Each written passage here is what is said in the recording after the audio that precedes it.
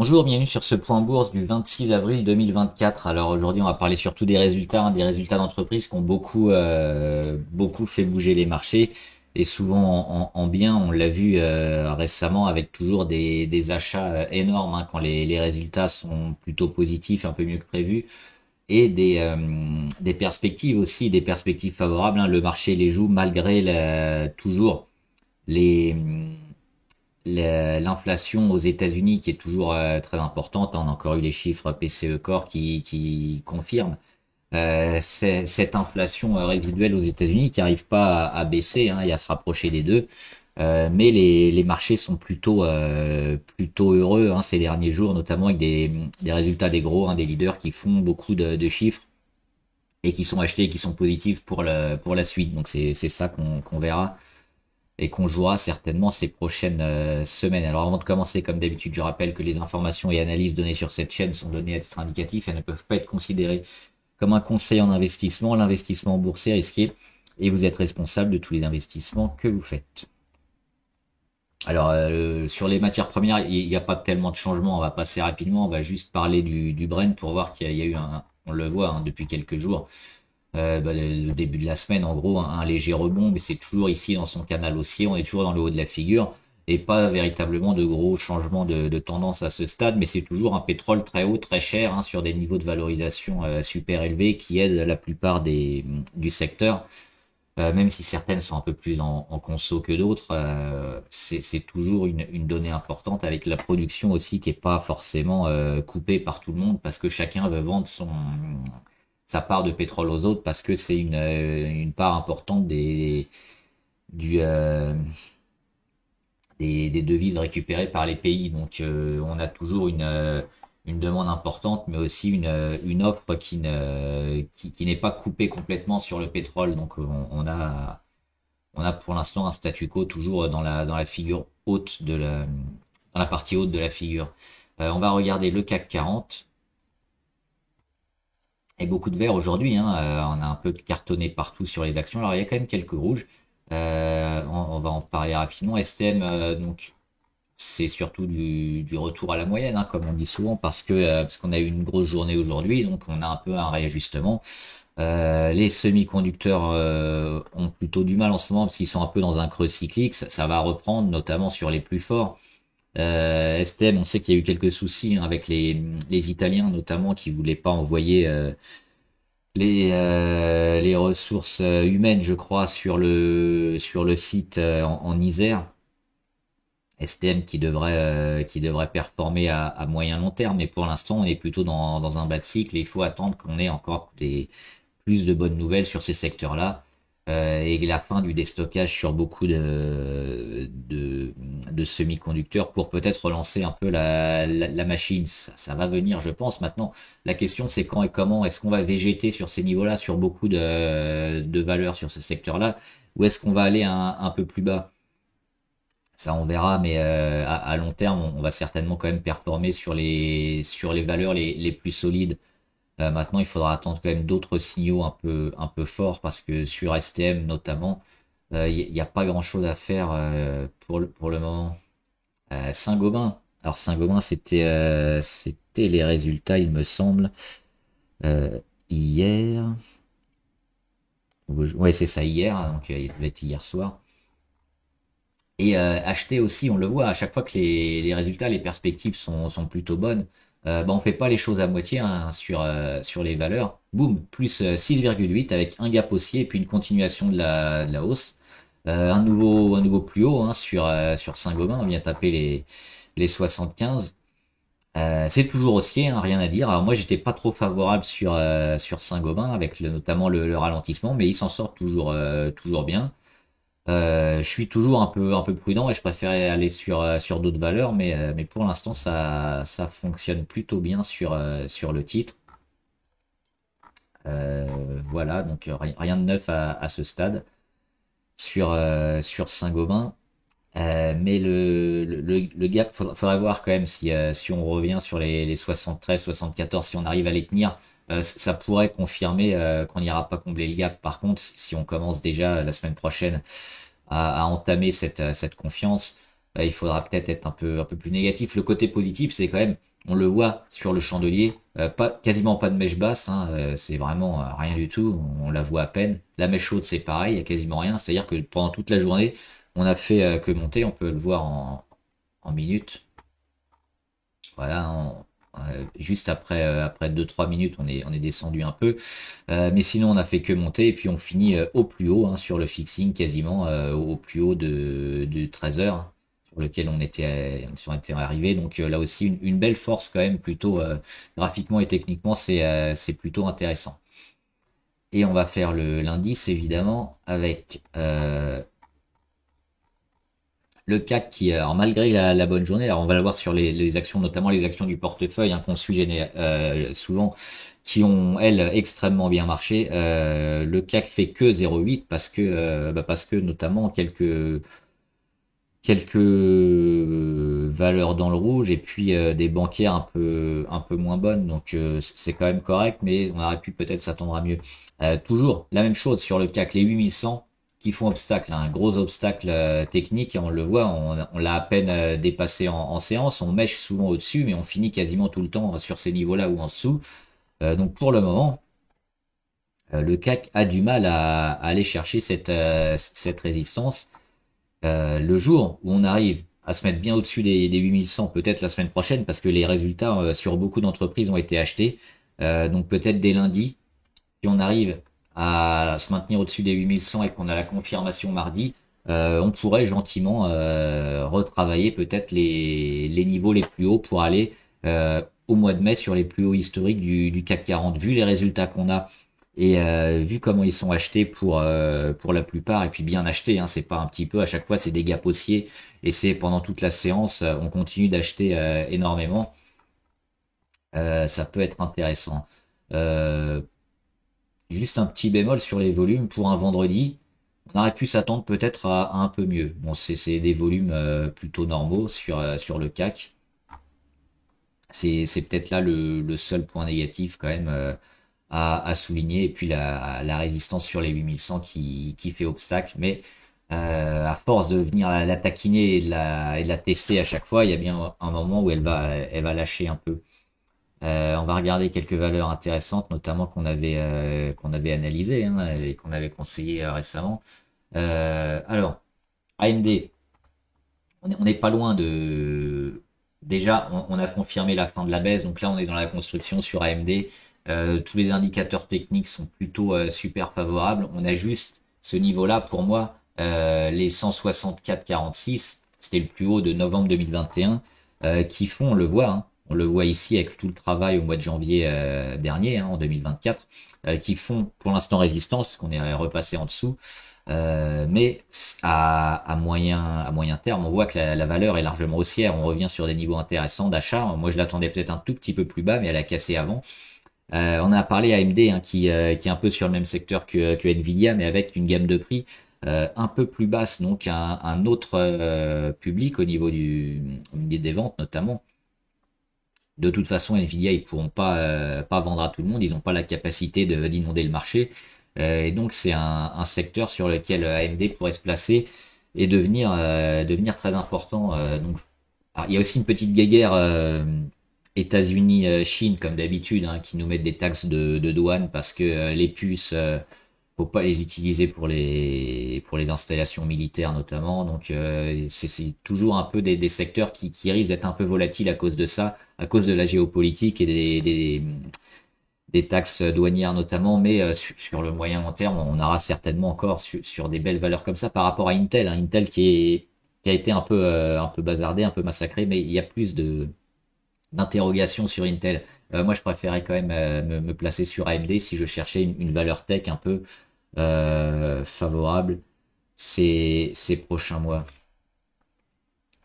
Alphabet, évidemment, hein, si vous suivez, j'étais dessus et puis on la conseille très souvent, Alphabet, hein, pour les fondamentaux énormes. Là aussi, elle a annoncé des beaux résultats, encore mieux que prévu, des belles perspectives.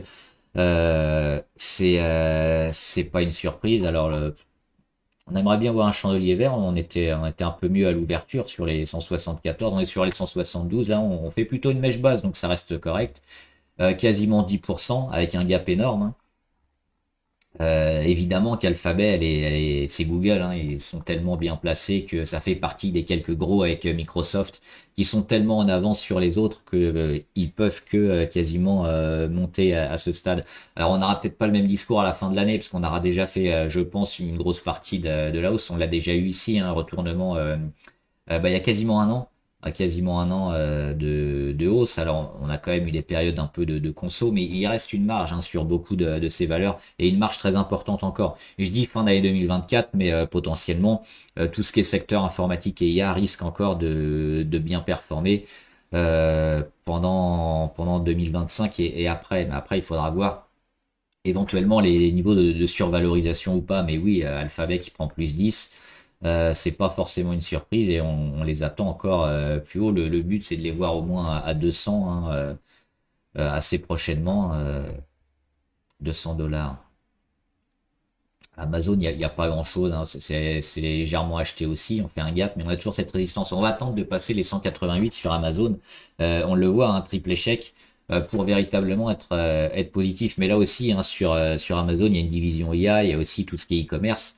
C'est une super valeur qui devrait le passer. Maintenant, il faudra passer cet obstacle. Pour l'instant, les marchés ont un peu de mal sur ces niveaux-là.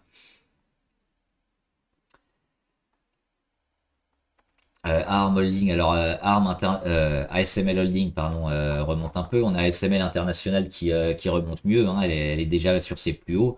ASML un peu en retard, mais elle devrait remonter, donc pas de panique sur ce genre de valeur. Un leader de secteur qui est en avance et qui a une mainmise un peu technologique sur la production d'outils pour produire les semi-conducteurs, même si on est en bas de cycle, elle est tellement en avance que ça va forcément remonter, je pense, pour cette valeur. Alors les minières. Je vous ai saoulé pendant des mois avec ça, notamment la fin de l'année dernière et le début de cette année. On a la confirmation sur plein de valeurs. On a déjà eu l'explosion il y a quelques jours. Ça continue sur quelques valeurs. Alors Euribis, on est en train d'accumuler ici en embuscade, hein, pile sous l'oblique. On est prêt à casser et peut-être lancer une belle séquence. C'est ce qu'on espère. C'est ce qu'on avait joué hein, quand on l'avait pris ici un peu tôt, hein, peut-être au mois de janvier-février. Euh, Début mars, c'était le moment idéal, mais on voit quand même le retournement qui va se passer. Avance gaz, depuis la cassure du 17 avril, hein, on va tout droit vers les 175-180. Il faudra voir comment elle se comporte sur ces niveaux-là. Biomérieux, elle est en train de faire le zigzag, mais moi je suis plutôt positif aussi sur Biomérieux. Même si on a une grosse résistance qui fait obstacle, on vient pas trop rendre. Après, on est souvent racheté plutôt de plus en plus haut, un peu comme ça, hein. Donc a priori, hein, on devrait retester et recasser à moyen terme la résistance sur Biomérieux par rapport à d'autres du secteur santé qui ont un peu plus de mal. Capgemini qui continue de construire, on attend à la fin de construction et puis véritablement la validation qu'on pourra avoir très prochainement. C'est aussi une valeur qui m'intéresse, sur laquelle je pense me placer très bientôt, mais là j'attends encore un peu la fin de la construction sur ce titre. CRISPR thérapeutique, alors c'est super spéculatif, hein, c'est une petite valeur, mais on sait que les biotech ça peut exploser très vite, très fort. On est pas mal parce que ça fait pas mal de... Ah, ça va bouger. Ça fait pas mal de jours qu'on est en survente. On devrait bientôt repartir. Et on est revenu ici sur ces niveaux-là, hein, des 52-42. C'était une zone de gap qu'on a comblé ou pas, plus bas. 52-75. Donc non, on l'a pas comblé pour 30 centimes environ, mais on est quand même sur ces niveaux-là, prêt potentiellement à repartir. Et puis c'est des biotech, donc ça peut exploser, puis mettre des gros chandeliers. Surtout que niveau indicateur, on est plutôt pas mal. On n'a pas encore le détonateur, le niveau qui nous dit ah ça y est, on va remonter. Potentiellement oui, on peut continuer de descendre jusqu'au 48, voire les 40. C'est jamais impossible, mais on a quand même un tassement au niveau des lignes MACD, pas loin de l'inversion de tendance. On flirte avec les 30 niveaux RSI et on a déjà quand même énormément décoté. Et puis on a ces plus bas, pardon, ces plus bas ici qui sont toujours de plus en plus hauts, rachetés hein, sur les 39, après sur les 48, et si on a un début de réaction sur les 48, on aura la confirmation, je pense, d'un retournement intéressant d'Asso Systèmes qui continue hein, malgré des résultats en demi-teinte. Petit rebond aujourd'hui, plus 1,2 avec encore beaucoup de volume.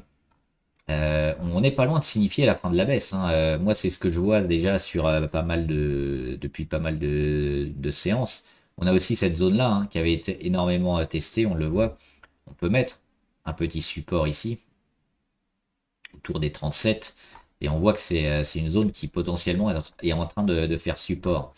Donc là aussi, un peu comme CRISPR, on est potentiellement vers la fin hein, de la grosse conso, de la correction carrément sur Dassault. Mais les fondamentaux sont pour moi super intéressants aussi et ça mériterait d'être racheté. C'est une valeur long terme sur laquelle on pourrait se placer. Attendre quoi? Attendre la fin de la conso. Hein. C'est sur notamment tout ce qui est anti-obésité. Alors il y a deux, hein. Il y a Novo Nordisk qui lui est axé quasiment que ça sur les produits anti-obésité, notamment aux États-Unis, hein. Et cardiovasculaire, ça fait aussi des bons chiffres pour lutter contre l'AVC, enfin tout ce qui est un peu ce type de maladie et de pathologie. Et Lilly, ils ont ça qui les rend aussi très forts, mais ils ont une division oncologie, donc lutte contre le cancer, et certaines thérapies un peu qui les rend un peu plus diversifiées.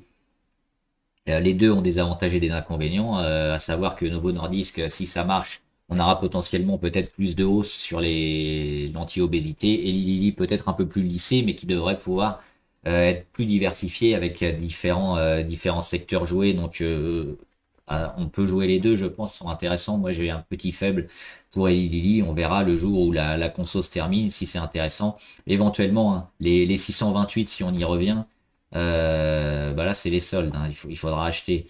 On risque de repartir avant, mais si on y revient là, je pense pas qu'il faudra avoir peur, mais plutôt y voir quand même une super opportunité d'achat sur ces niveaux-là. On surveille l'oblique RSI aussi qui est pas loin de casser. Et Eramet plus 11% aussi. Hein. Les minières, comme d'habitude, les minières qui explosent.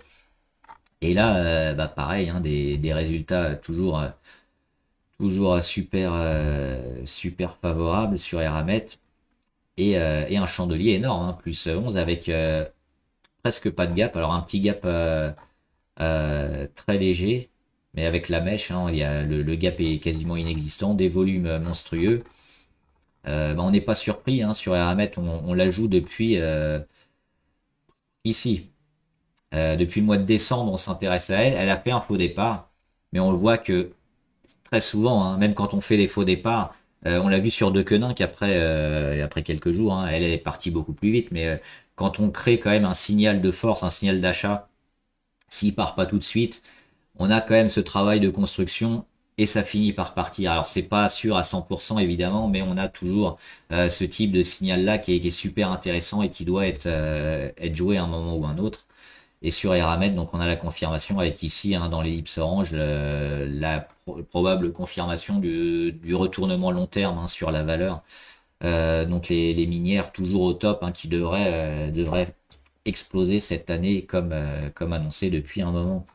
Exclusive Network, ça va peut-être être bientôt le moment de rentrer. Hein. Moi, je suis sur Verimatrix, mais c'est une valeur aussi super favorable.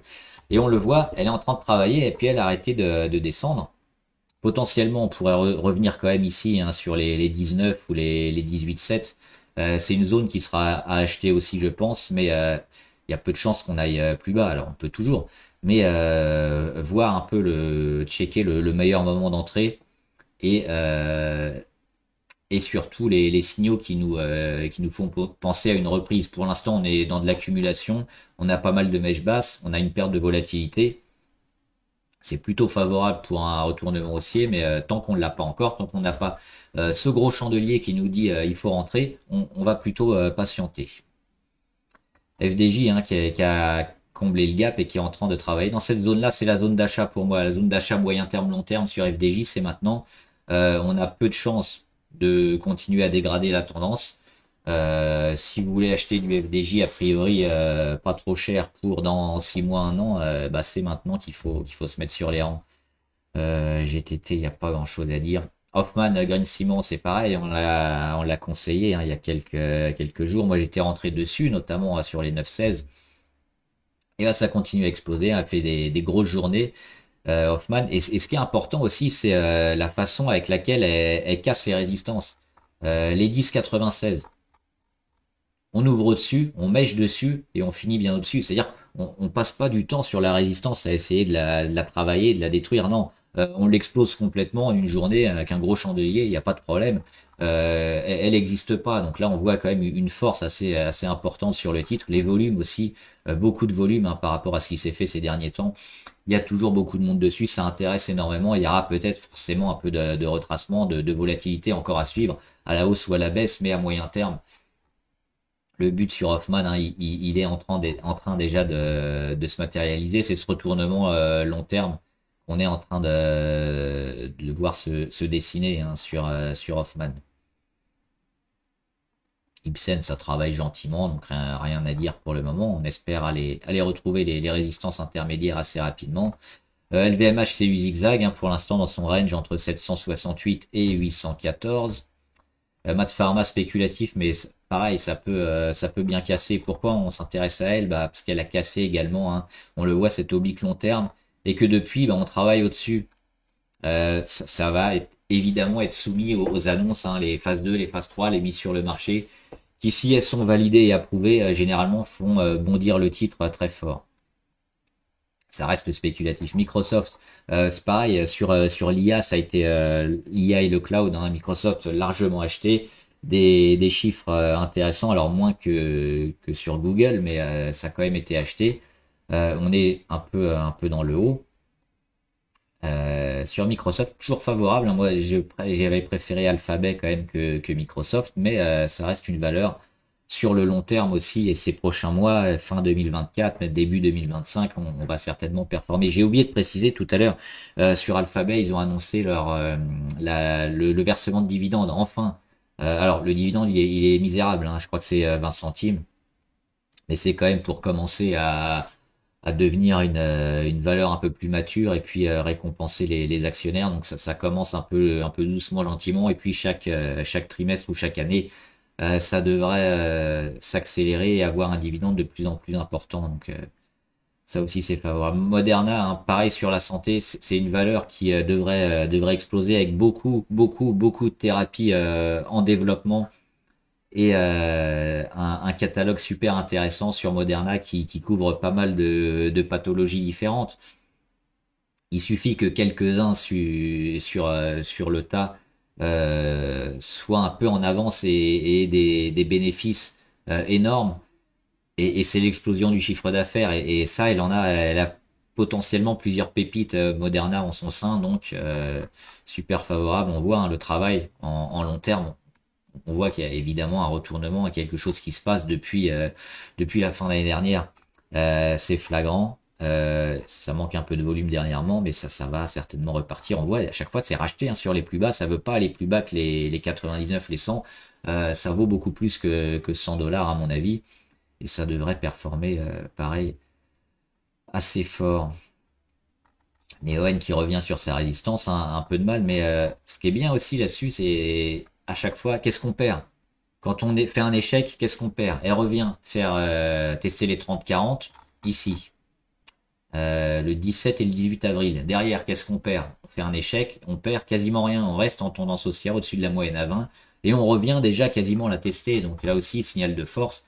On espère la casser fortement assez prochainement, mais le retournement haussier long terme est probablement en cours sur Neoen. Newmont qui rebaisse un peu, mais qui rebaisse au-dessus de son support à 42,45. Donc là aussi plutôt largement favorable sur Newmont, sur l'or hein, notamment.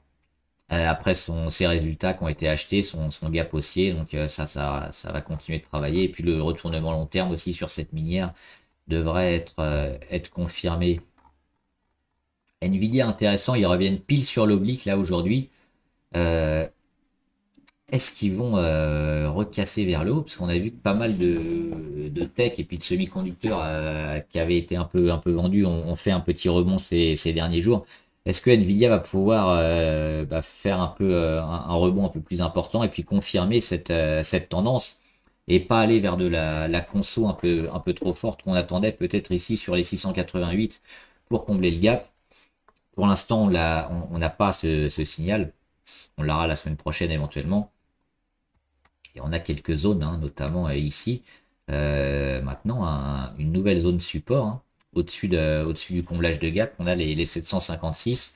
A priori, tout ce qui va être travaillé au-dessus sera toujours plutôt positif. Et puis, si on vient casser cette zone-là, on pourra aller un peu plus bas vers le comblage de gap, voire dans l'excès en dessous. Mais pour le moment, on a signifié quand même des niveaux intéressants à travailler. Oui, je peux faire Opéra aussi, mais Opéra, on est parti hein, depuis quelques temps.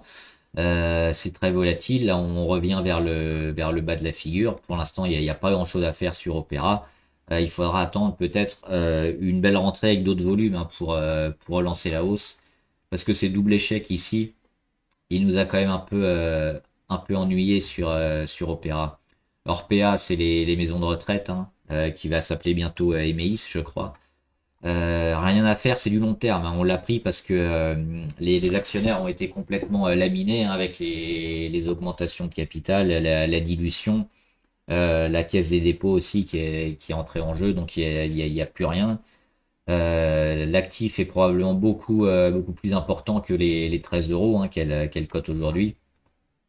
Et il faut du temps, il faut laisser le temps à Orpea de maturer et de retrouver un chiffre d'affaires intéressant. Euh, PayPal, pas grand-chose à dire, toujours plutôt positif, parce qu'on voit que là aussi, on rend pas grand-chose hein, sur PayPal. On se met toujours en embuscade sous la résistance. Il faudrait qu'on voit aussi Adyen après. La plupart des secteurs guerre, on l'avait fait récemment. Hein. On est toujours en phase un peu de conso. On va surveiller éventuellement un regain sur ces actions-là, mais pour l'instant, il n'y a pas grand-chose à en dire. Ruby, c'est pareil, hein, prise de bénéfice ici. Il y a pas mal de shorters aussi sur Ruby. Donc, elle corrige, mais quand on voit la hausse, évidemment qu'on corrige et on est parti d'ici. On a fait 35% en même pas un mois. Donc forcément, si on revient ne serait-ce que ici hein, sur les 30,5, on est toujours dans une tendance haussière de malade. Donc oui, on en a pris tellement qu'à un moment, faut digérer et puis il faut aller un peu vers le bas. Et puis là, il digère quand même pas beaucoup. On reste autour des 32, même la revoir ici, hein, autour des ouais, 30,3, 30,4, 30,5 à peu près. Ce serait pas anormal et ce serait peut-être intéressant de la reprendre.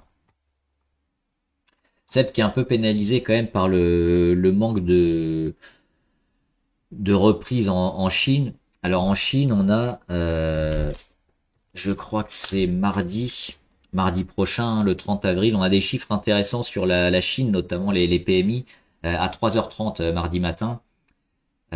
Si on a des gros écarts, peut-être ça pourrait relancer pas mal de valeurs, dont Seb, dont aussi le luxe, LVMH, Hermès, etc. On aura une première indication mardi vers 3h30, 3h45. Ça peut être intéressant aussi. Mais pour l'instant, ça patine un peu. Donc beaucoup d'actions qui ont des débouchés et des ventes importantes en Chine, comme Seb, sont un peu en attente. Et c'est ce qu'on a ici depuis plusieurs mois. On attend le redémarrage hein, du marché chinois. Showroom privé qui est aussi dans une tendance plutôt favorable. Alors on a un peu perdu, c'est dommage, on a fait des beaux débuts de journée.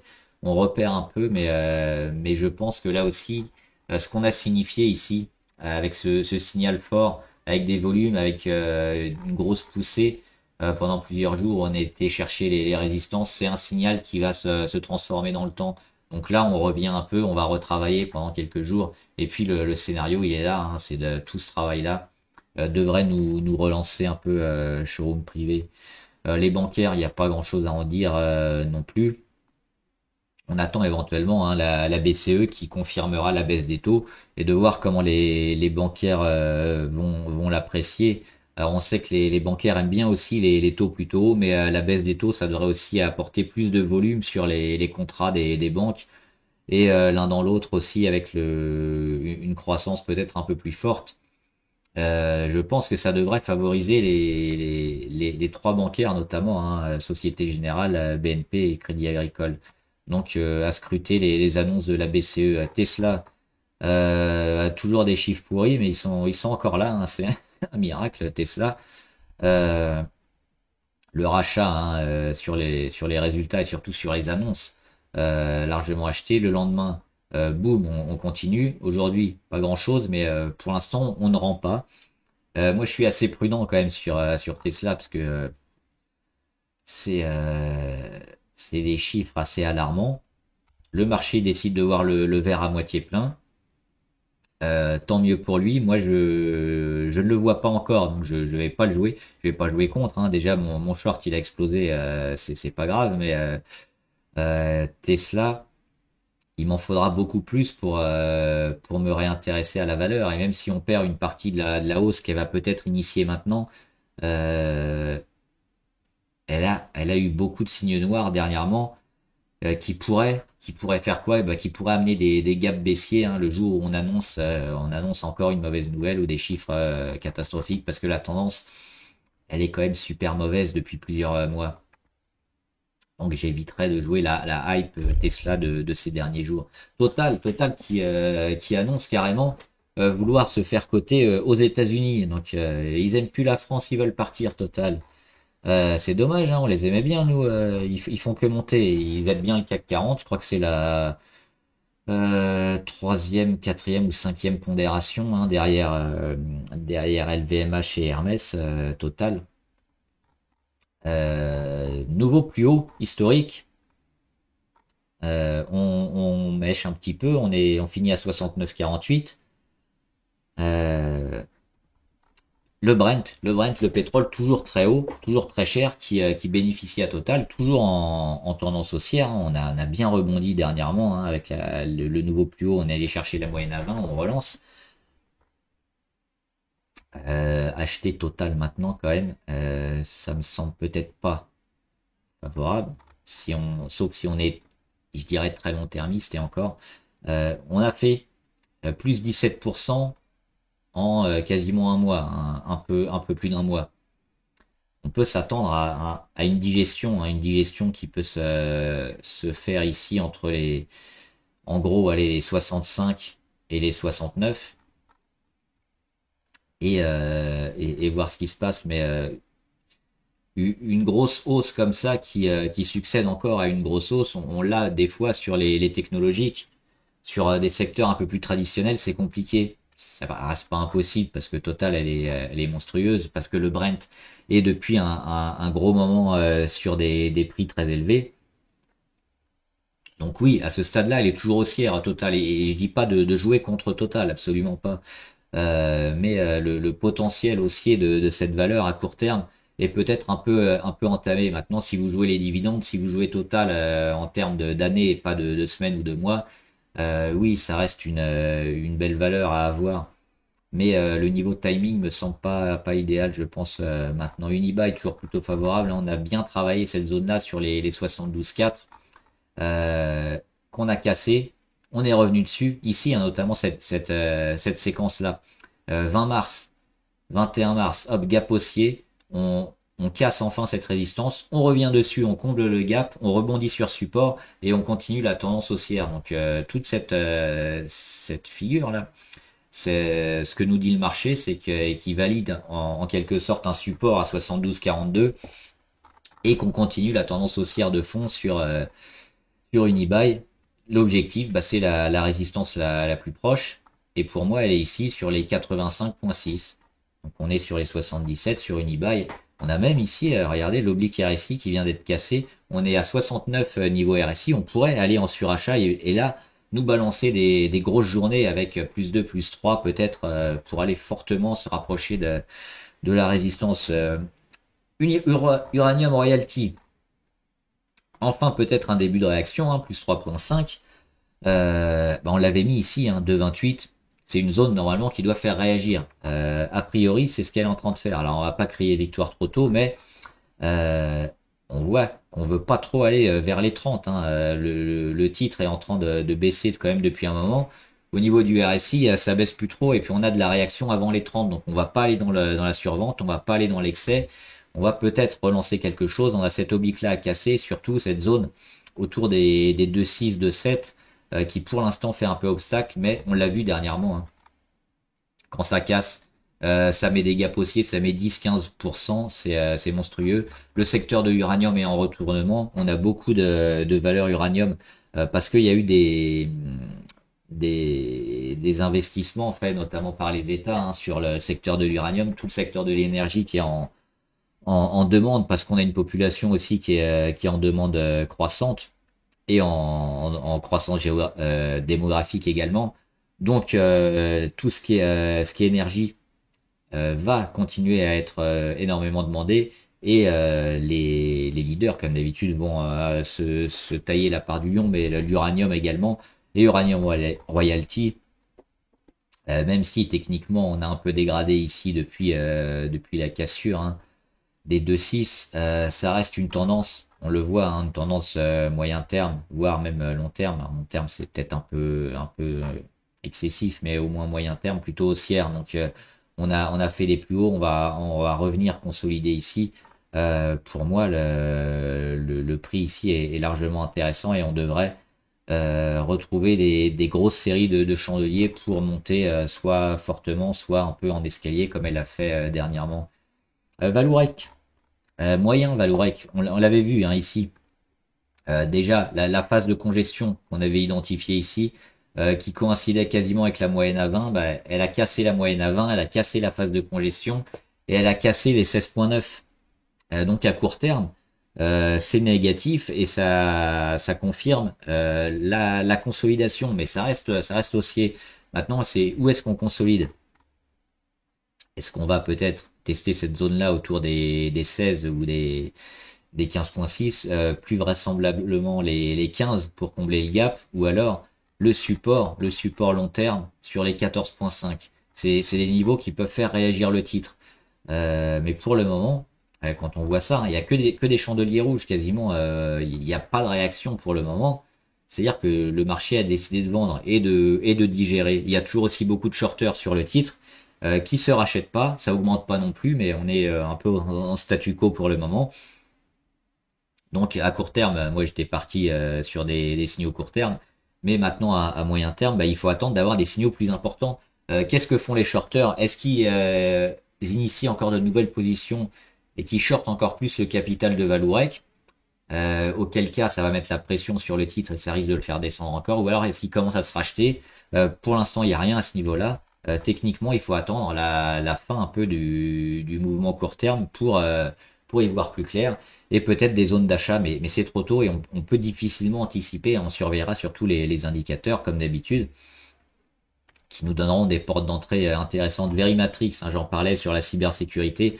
On a eu des beaux signaux, hein, un premier ici le 17 avril, un deuxième le 23.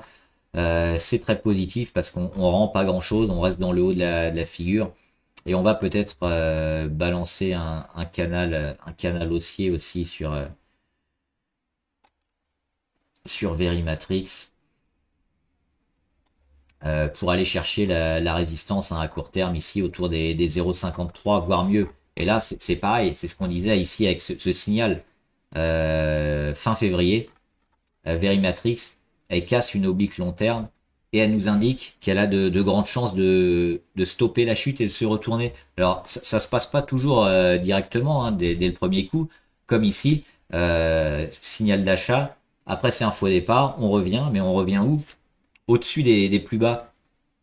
Là c'est favorable parce que si on revient sur les plus bas et qu'on les enfonce, le signal il est invalidé. Mais là, signal d'achat et derrière on accumule et puis on relance une belle séquence. Donc très favorable aussi sur Verimatrix. Virbac qui déçoit un peu, hein, pourtant les résultats étaient bons, ont été achetés.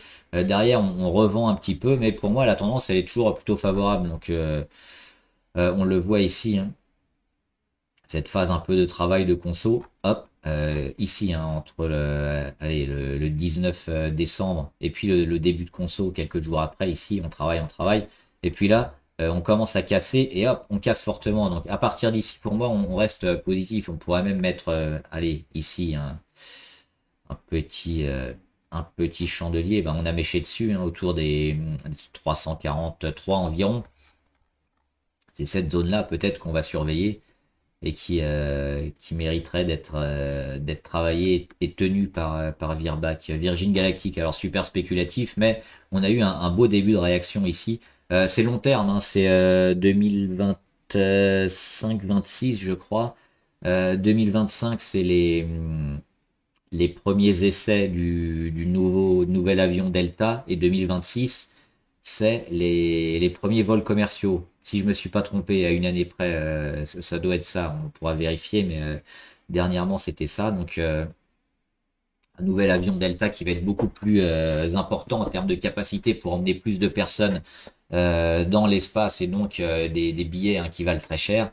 Et enfin, le groupe de Branson, hein, qui a failli péricliter. Hein. Ils ont viré. Il y avait d'autres marques que Virgin Galactic qui, je crois, ont mis la clé sous la porte ou ont viré quasiment tout le personnel. Et Virgin Galactic, ils ont failli avoir la même chose. Pour l'instant, on se dirige quand même plutôt vers une remontada et une survie du groupe. Alors là, on est sous les 1 $. On n'emmène pas large non plus, mais dernièrement, ce qui a été annoncé et puis le développement qui est en train de faire sur Virgin nous rend plutôt optimiste. Ça reste spéculatif, la ligne est basse, on a énormément perdu, donc on n'investit pas 10% de son portefeuille là-dessus, évidemment. Mais c'est quelque chose qui peut être intéressant et qui peut se pyramider peut-être au fil du temps, à chaque fois qu'on aura des signaux positifs et qui se valident avec le temps et avec des annonces éventuellement des résultats sur Virgin. Walt Disney, il se passe pas grand-chose. On attend éventuellement un petit rebond pour rentrer, mais toujours plutôt favorable, hein, pour aller à nouveau sur la résistance à 127. À court terme, pour l'instant, elle est en train de rien faire là, donc c'est ce travail-là qui va nous intéresser. Mais moi, mon scénario, ben, il est marqué avec les flèches, hein. Échec, rebond, et puis à nouveau vers les plus hauts. Et puis on avait aussi deux gyros. Résultat énorme à acheter. Alors j'avais vendu un peu tôt, il me restait un petit reliquat sur deux gyros. Il a quand même bien pumpé. C'est pas surprenant, hein, sur deux gyros, ils ont augmenté un peu leur tarif. Ils ont une bonne base maintenant de clients. Ça a tout cassé, hein, plus de 20%. Et il commence à avoir un peu plus d'expérience aussi en termes de broker. Donc, à moins qu'on ait des scandales et des grosses surprises, De Giro, il devrait sur le long terme aussi performer. Et on le voit ici seulement sur les... alors, ça c'est en vert maintenant. Autour, un petit support intéressant, hein, sur les 11,64. Si on tient cette zone-là, hein, les 11,6, ça pourrait faire un support super intéressant. Et à long terme, on le voit, ça avait déjà été initié depuis un moment, mais un retournement long terme sur De Giro, je pense qu'on devrait l'avoir. Donc, a priori, on ne prend pas trop de risques, hein, à investir dès maintenant. Court terme, qu'est-ce qu'on peut espérer? Bah, c'est là le problème. À court terme, on peut avoir de la volatilité et hop, on peut avoir peut-être comme ça le lundi et puis un peu moins après. Ce qui fait que si on investit maintenant, potentiellement, on peut se prendre une petite claque court terme.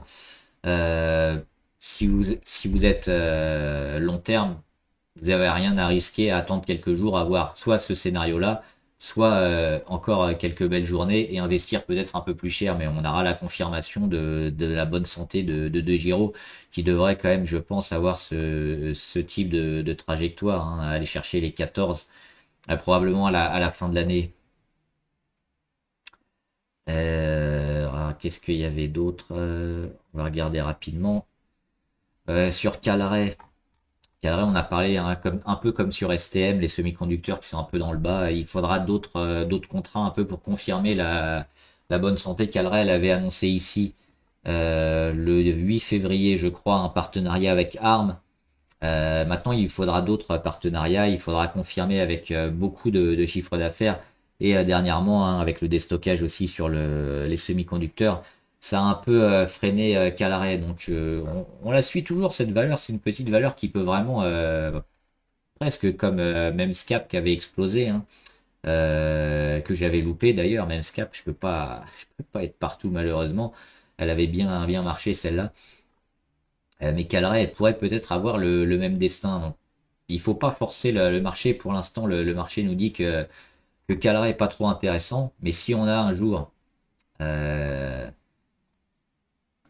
qu'est-ce que je fais? Hop, ça. Si on a un jour, et puis boum, comme ça, bah là, il faudra l'acheter parce qu'on aura certainement la suite avec de la conso et puis une relance comme ça. Donc c'est ça, à acheter un signal très fort, quelque chose d'intéressant, mais pour l'instant on l'a pas parce que ça continue de consolider. Adienne, ouais. Adienne, elle revient ici sur la moyenne à 200 et puis elle comble le gap qu'elle avait créé entre le 7 et 8 février.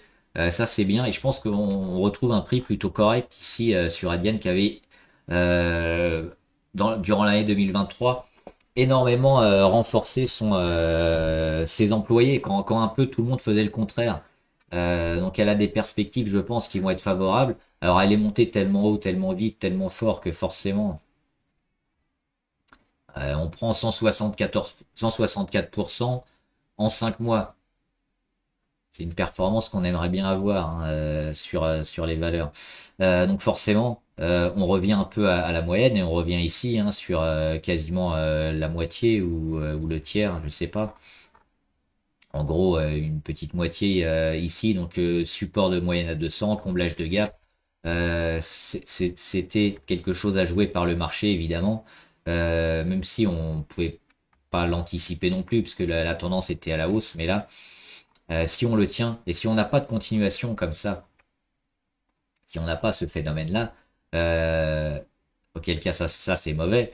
Si on a plutôt un travail comme ça autour de la moyenne à 200 et puis une accumulation, oui, oui sur Alien, ce sera bien. Veralia, bah toujours du mal hein, à passer la petite résistance à 36, même si quand même les résultats largement achetés, donc ça c'est positif, mais derrière on met un gros signe positif et puis on met un petit bémol parce qu'on a du mal à passer. Donc je pense qu'il faut peut-être attendre. Pour les plus pressés, ça vaut le coup d'acheter quand même maintenant, mais moi j'attendrai qu'on ait un jour, 2 jours, 3 jours au-dessus des 36. Et si c'est le cas, je me placerai et puis on ira tester les résistances au-dessus en mettant un stop autour des 35,3 par exemple.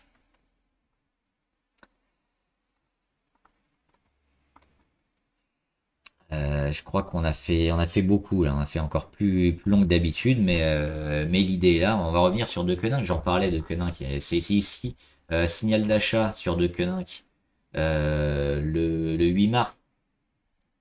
Derrière, ça repart pas, mais on rend pas tellement, on rend moins que là d'où on vient. Donc le signal d'achat reste validé. Et derrière, boum, on achète les séances d'après. Donc c'est ça qui est intéressant à repérer, qu'on peut jouer éventuellement en anticipation dès qu'il arrive ou attendre un peu la fin. On n'a pas toujours ce phénomène de retour. Hein, potentiellement de Quenin qu'elle aurait pu faire. Elle aurait pu faire ça, hein, monter et puis continuer de monter. Elle l'a pas fait, elle a consolidé. On ne sait pas ce que font les valeurs à l'avance, mais les signaux qu'elles indiquent généralement, quand ils sont forts, qu'ils sont bien marqués, ils veulent dire quelque chose. Et là, on l'a eu aussi. Dernièrement, on a quoi? On a une congestion sur De Koninck. Euh, Intéressant à suivre, voir ce qui va en sortir. Et voilà, on a fait déjà assez long. Donc on va arrêter pour ce week-end et on se retrouvera. Si vous avez d'autres actions à analyser, je referai les actions abonnées. Il faut que je refasse mes listes et puis éventuellement une petite vidéo ce week-end si j'ai le temps pour un peu revoir les bases hein, sur les indicateurs et l'analyse technique. Voilà, bon trade, à plus.